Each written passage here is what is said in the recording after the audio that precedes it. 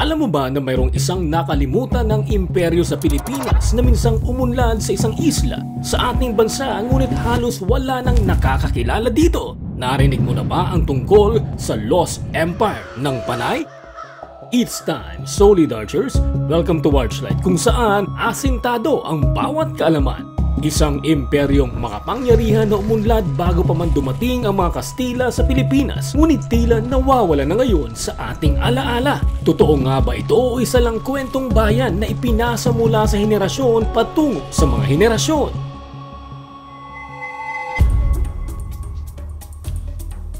Ang kwento ng imperyong ito ay nagbibigay ng kakaibang intriga at interes sa mga Pilipino. Totoo nga ba ito o isa lang alamat?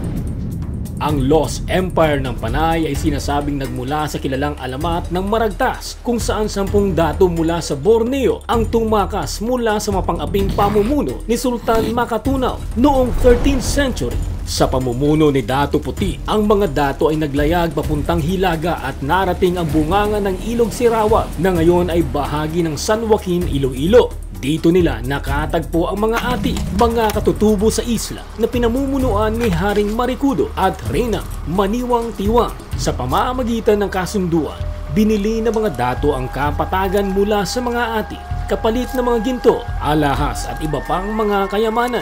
Nagpasya ang mga ati na manirahan sa kabundukan habang ang mga dato ay nagtatag ng kanilang mga sariling pamayanan sa kapatagan na sa kalaunan ay magiging tinatawag na nakalimutang imperyo ng Panay. Matapos makuha ang isla, hinati ng mga dato ang Panay sa 3 distrito, Hamtik na ngayon di umano ay ang Antique, sa ilalim ni Dato Sumakwel, Aklan, kasama ang Kapis na pinamumunuan ni Dato Bangkaya, at Irong-Irong na kalaunan ay naging Iloilo na pinamunuan naman ni Dato Paiburong. Ang federasyon ng mga estado ay namayanin sa isla at naging kilala sa kanilang kayamanan, impluwensya at kapangyarihan. Nagtagal ito ng maraming siglo, nakipagsabayan sa mga karatig na kaharian tulad ng Cebu, Tondo at Sulu.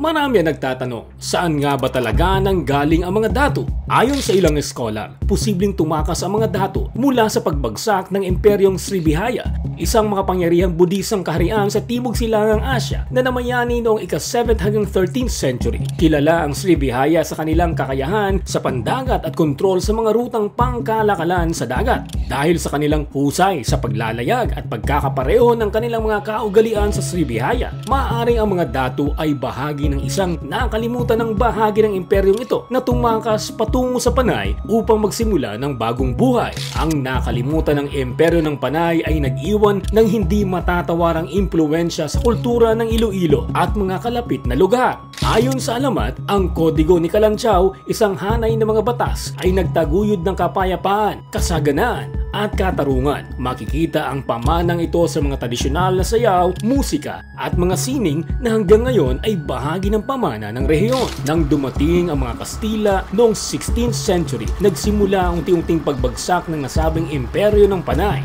Itinatag ng mga mananakop ang pamahalang probinsyal at unti-unting nawala ang kapangyarihan ng mga dato. Bagaman nawalan ng impluwensya ang kwento ng imperyo, ay patuloy na nagbibigay ng inspirasyon at karangalan sa mga tao sa Iloilo at sa buong Pilipinas. Isang sulyap sa nakaraan. Ano nga ba ang totoo? Hanggang ngayon, nananatiling isang palaisipan kung gaano katotoo ang kwento ng nasabing imperyo ng Panay. Ang alamat ng Maragtas at ang mga kasaysayang napapaloob dito ay nagbibigay ng kakaibang sulyap sa isang kapangyarihang sibilisasyon na humubog sa kasaysayan ng Iloilo. Ang kanilang pamanang kultural at ang kwento ng kanilang tapang at karunungan ay bahagi ng pagkakakilanlan ng mga Ilonggo.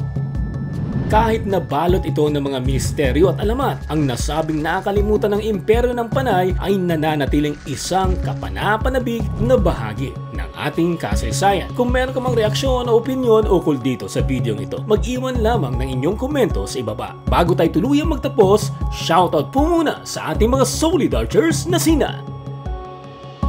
Hanggang sa muli mga Solid Archers, it's time